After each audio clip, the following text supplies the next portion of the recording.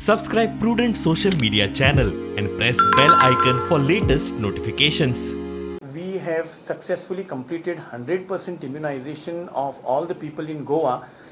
We had a target of 11,66,000 as our population, and today, as of today, we have covered the percentage of 100.058.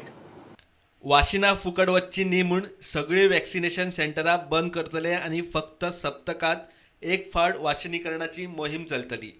कोविडाच्यो केशी उणे जाल्ल्यान खासा Covid हॉस्पिटलांय बंद करतले.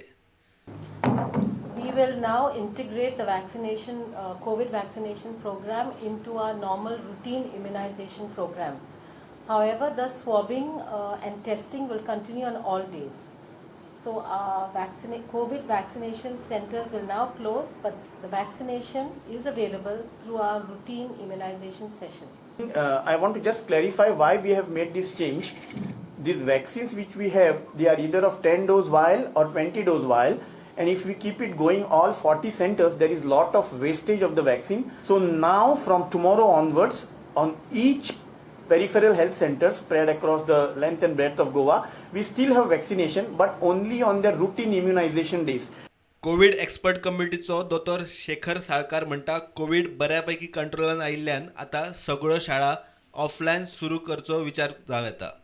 I strongly personally feel that the school should reopen immediately, and it includes even KG and primary schools also, because the amount almost 100% vaccination is done.